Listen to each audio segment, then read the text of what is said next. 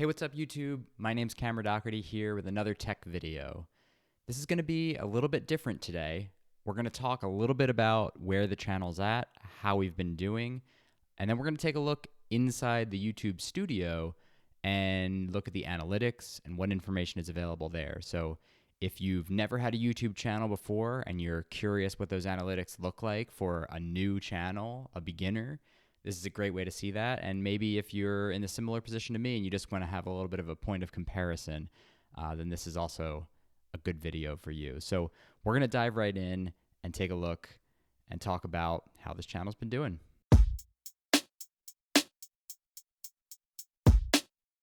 So at the time of filming this video, we've put out 10 videos on this channel. Some have been more successful than others, but overall we are still just very small. We're averaging, 100-ish views per video. Some have been a lot more, some have been a lot less. And we're just kind of starting to pick up traction recently. We've got 6 new subscribers over the last 28 days. We're up to 39 subscribers total, which for a lot of people out there might sound like absolutely nothing. But when you're trying to grow something from zero, it's super exciting for every new subscriber that you get. So if you're watching this video and you're enjoying what you see, please do consider hitting that subscribe button, hit the like button. All of those things really mean a lot. And let's go ahead and jump in here. So the first thing I want to show you is the YouTube Studio dashboard. And so there's a couple key items here. There's obviously an overall view of here's your subscribers, here's how many views and how much watch time you've had over the last 28 days. And then also over the last 48 hours, more of a live look of your most recent activity. Here's the videos that are getting the most action. Next to that is the latest video performance. And based on hearing interviews and podcasts with more seasoned YouTubers, this is something that it seems like they look at a ton. At the moment, for me, it hasn't been that valuable just because I've had so few videos to compare to. But what this looks at is your last upload. It compares how it's doing by views compared to your previous 10 videos. And so this video that I put out called Ask App Not to Track that looked at Apple's privacy, currently, as of the first 16 days and 8 hours, is ranked 7 out of 10. And so it gives you what my other videos were at after that same time span, and it ranks it so that you can see whether you've put out one that was better than your last 10 videos or one that's worse than your last 10 videos. And in this case, this was not one that drew a ton of attention, which I kind of expected. But I still think it was a really interesting and important video to put out. And if you're interested in what that new Ask the App Not to Track option that's coming up on your iPhone means, take a look at that video. I'll link it in the description. And it's an interesting little look at that.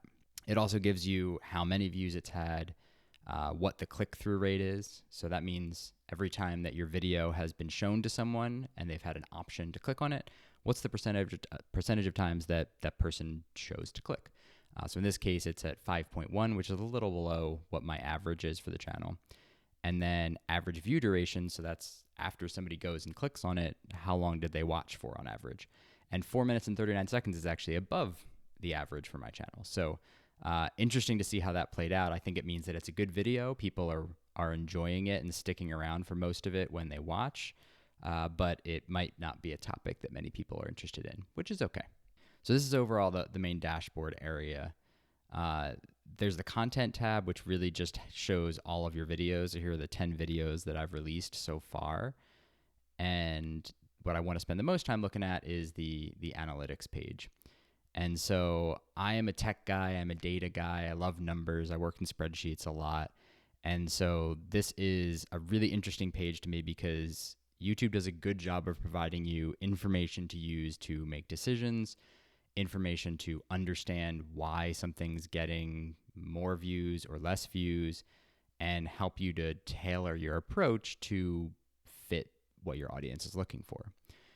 So the first thing that it's going to look at is it's going to default to the last 28 days, but you can change to any number or any time span here, or just to a custom time span if you want to really hone in on some details. But looking at the last 4 weeks gives you a consistent viewing basis so that you can check it daily or every so often and get an updated view of how you're doing over that same time span. And then what you have here is looking at views. And so over the past 28 days, we've gotten 1,300, exactly 1,300 views. And this graph charts exactly how many views were received on each day. And so the good thing for me as the person making the channel is seeing this trending upwards is very exciting. And particularly if we make this get larger here, you can see that we had some ups and downs at the beginning around certain video releases, but now overall every day has been significantly better than our average day starting out. So we're starting to pick up traction. We're starting to get going, which is very exciting. The next main metric they look at is watch time, which is measured in hours. And so this is going to be a measure of when people are sticking around for your video. If they watch for a long time, this is going to go up. So you might have a ton of views, but all your videos are very, very short, or you might have very few views, but everyone sticks around to the bitter end. And so this gives another way of looking at it. And so right now we had 58 hours over the last 28 days. And it's really crazy being a new YouTuber to think about the amount of time that people have spent watching my videos and kind of listening to me talk. And so thank you to the viewers, because that's awesome that so many people have stuck around. I mean, 58 hours of listening to me speak really means that it makes me feel validated that people are enjoying this and that it's providing interesting content, helpful content. And so if you identify with that, let me know down in the comments on this video, on all my other videos. Tell me what's working, tell me what's not working. I want to help provide you guys useful information, and I want to make sure that we kind of grow together here. So really cool there. Same way that the chart works. And then subscribers, again, we've had slow growth thus far, but it's trending up, which is awesome. And so that's the basic, quick views there of the key metrics that YouTubers are concerned about. There's also on the side here real-time stats of your latest subscriber count, your latest views over the last 2 days, and what the top videos in that span have been, similar to what was on the dashboard page. Then you can come down here and view in detail. Here are all the videos that are your top videos in order of the number of views during that time span. But where the true value comes in is when you click this See More. And this is where you can get so much more data and where I find it really interesting. So this allows you to be a little bit more specific in the type of information that you want to learn about your videos. So now, instead of just seeing views, watch time, subscribers, overall, now you can see what's happening directly from each of your videos. And so we can see that 51% of my views over the last 4 weeks have come from my video about the AirPods audio issue. And so that shows me that there was a ton of interest there compared to my other videos.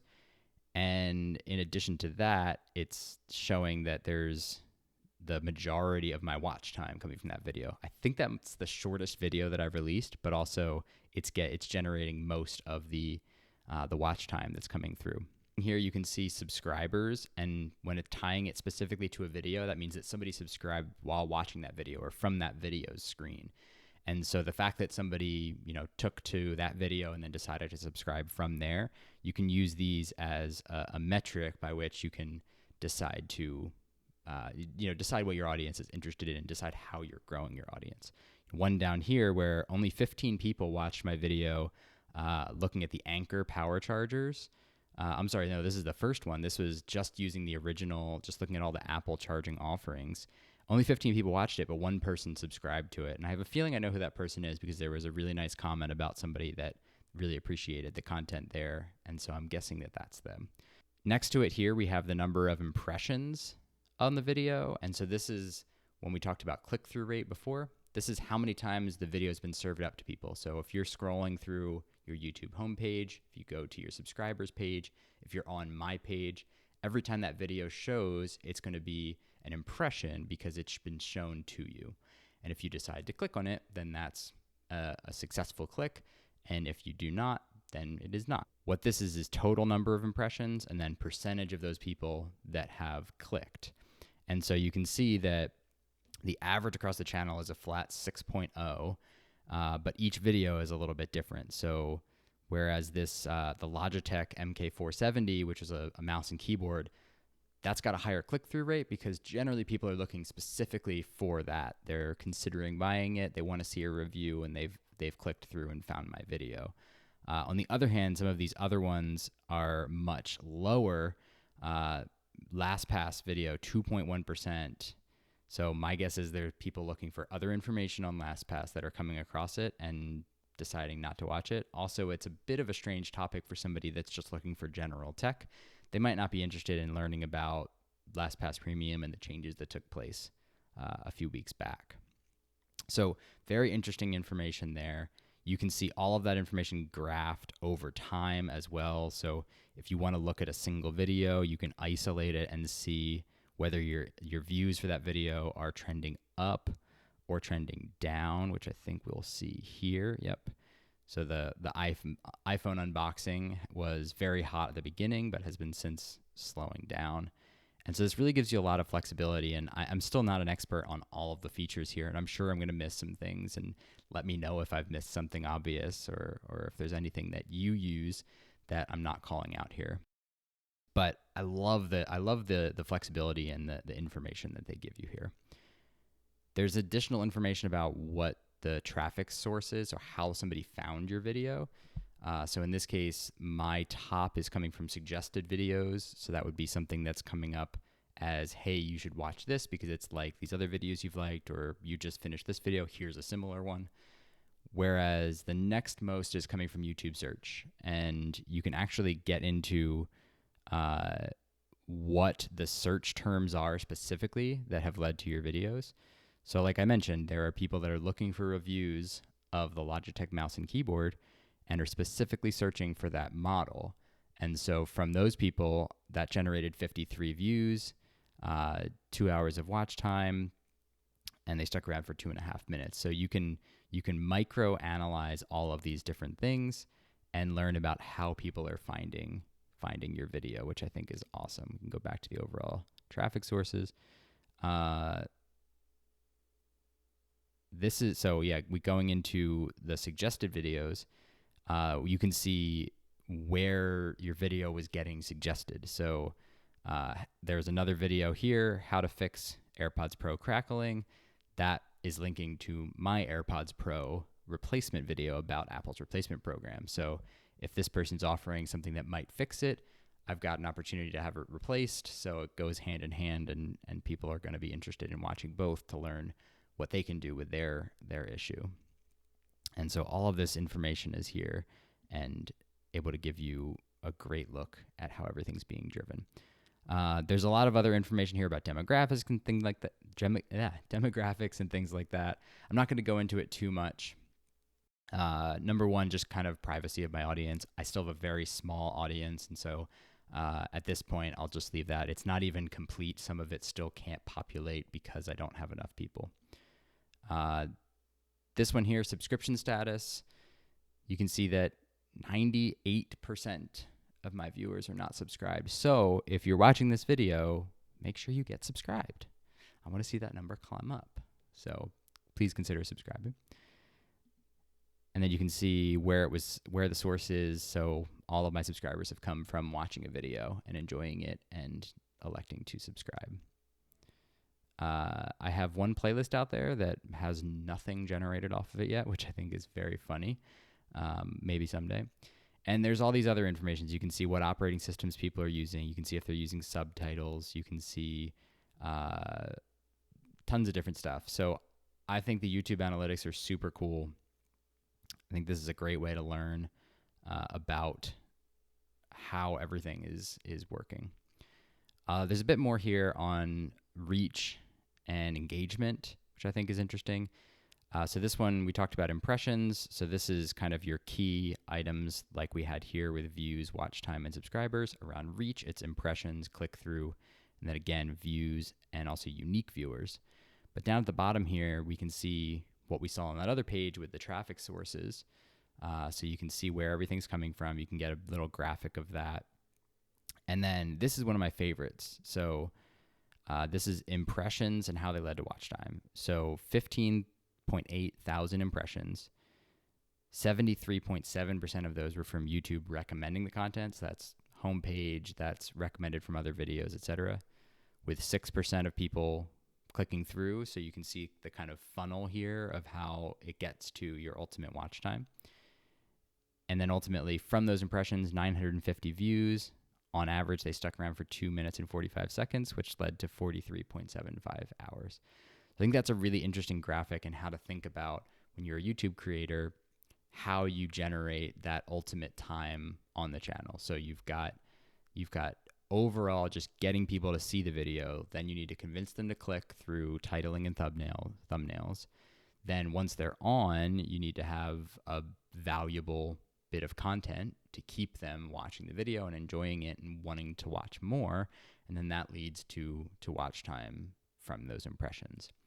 And ultimately, you know, one of the other reasons why I wanted to make this video was that so many people that do videos where they look at YouTube's analytics page or similar information about YouTube focus entirely on monetization. So these are bigger creators that have earned the right to monetize their content and are talking about how to understand that information and how to leverage that to figure out ways to earn more money from YouTube. In this case, my channel is too small. We don't meet the criteria for monetization. So this is giving you the information of just, hey, here's the basics, because, you know, for me and for so many others out there, until you reach 1,000 subscribers and on top of that have 4,000 watch time hours, you can't have monetization. So obviously we are nowhere close on either metric. We need to continue to grow over time in order to get there. But you know, this is just, I wanted to show you guys what was out there just to learn about your channel and to get more information. So more visuals down here, similar to the details that we had looked at of where the traffic sources are, traffic source of YouTube search, what people are searching for. Sometimes these get stuck and you kind of got to go like that to make them go away. Where your video is getting suggested from. So I tend to look at this. At this point, I don't dive into too much detail, or I don't fret about anything on here too much. You can see that my biggest external source is Facebook. That's just because on my personal Facebook page, I've shared the links to people to let them find the information, to let my friends and family be able to see what I've been working on. And so that's a big source there, but it doesn't bother me that these other sources are not as large, because at this point there's so few views, there's so little sharing that's going on of my content, and I understand that. So everything's an outlier when the data is this small. So the last thing is engagement, and this is the final thing to talk about. Once again, you've got two key metrics. You have the watch time and you have the average view duration. And then you have a look at specific videos, and you can analyze when people are departing your video, how much of the video they're watching, etc. So you can see one of the metrics they talk about, still watching at 30 seconds. So who's watched the first 30 seconds and continued to watch? And from everything I've heard from other creators, this is completely normal to have a downward trend over the time of the video. A lot of people are going to drop off. They may have clicked on the wrong video. They may have started it and then decided they wanted to watch something else. There's all sorts of reasons. But from there, you want to retain as much as possible over the course of the video. And so I want to go to the video analytics. And now down here, you can see YouTube's algorithms will automatically identify key areas in the video. And so there's a dip here where a lot of people stopped watching. So in this case, it comes back up, which means people are probably fast forwarding and skipping a portion of it. And so you can look at, okay, well, what did I do or what did I say there that made people decide that this was boring and they wanted to skip ahead? On the other hand, you can see this is a very gradual trend otherwise, which is a good thing because it means that people didn't get to this part of the information, hey, this sucks, I'm leaving. Instead, they're sticking around for the most part till the end. I probably roughly reached a conclusion here, and then the rest of this, people start tailing off more quickly because it's just me concluding with my final thoughts after I've finished the main point of the video. So overall, I think that's a pretty good trend.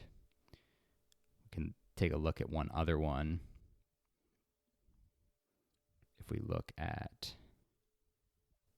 the video analytics for this guy, this is our one about the mouse and keyboard, and a little bit different. So they're identifying two different dips, which are pretty small.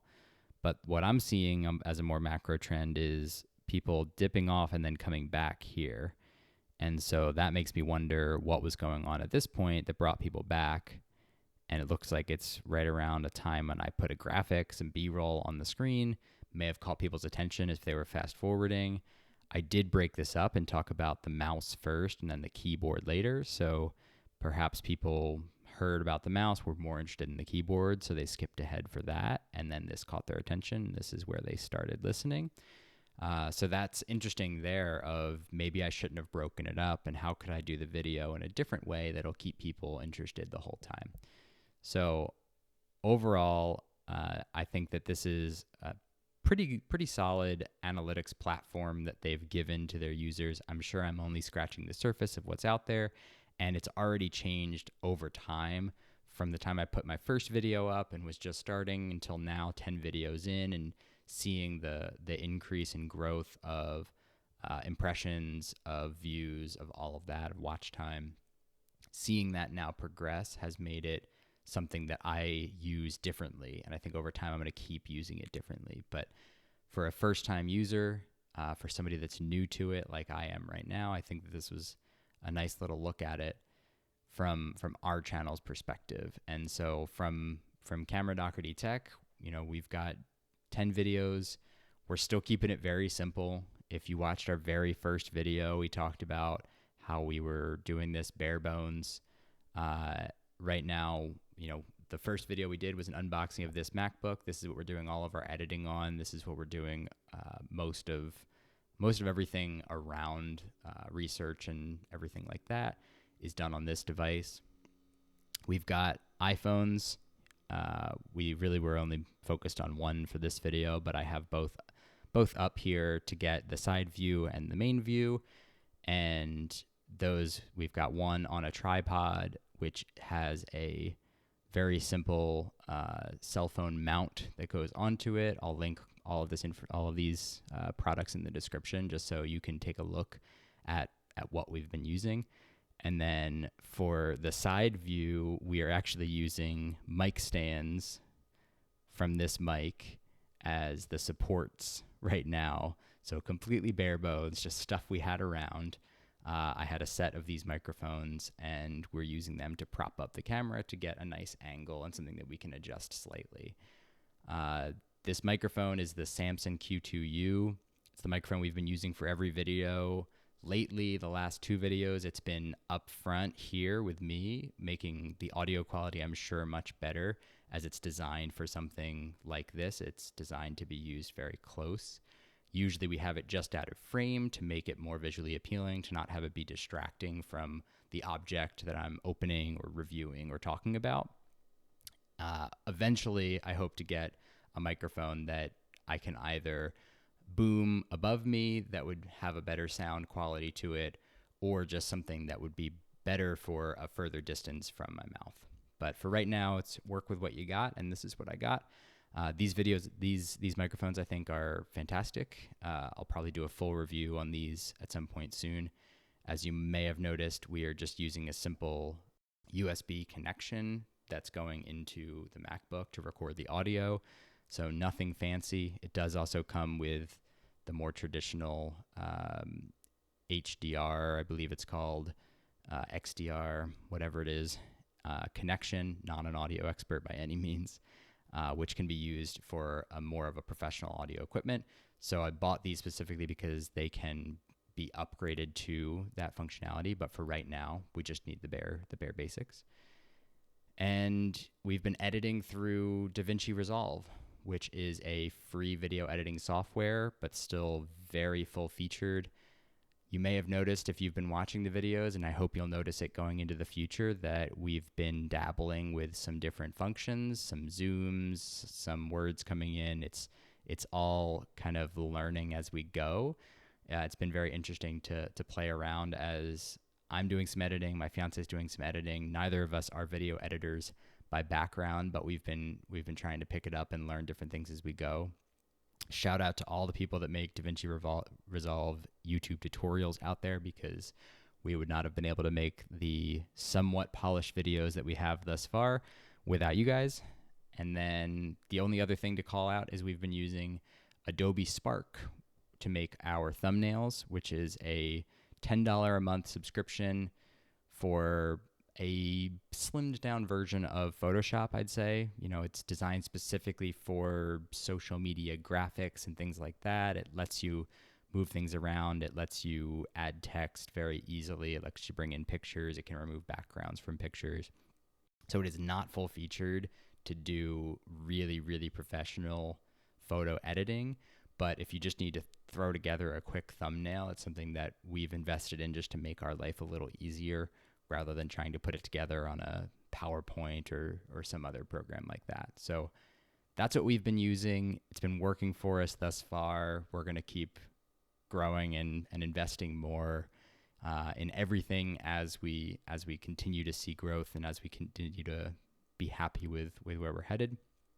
For now, I'm just enjoying the ride, making videos for all of you, and I hope that you're enjoying. I hope that you keep watching. I hope that this gave a little bit of behind the scenes, and that you're a little bit more interested in me as a person and my future videos to help bring you guys the tech that you're interested in. So with that in mind, I want to say thank you for watching. I've already said it a million times, but my little catchphrase I'm adding at the end of these videos is, if you like what you see, sorry, I messed it up. If you enjoy what you see, the likes are free and the subs don't cost anything either. So thank you so much for watching. I'll see you in the next one.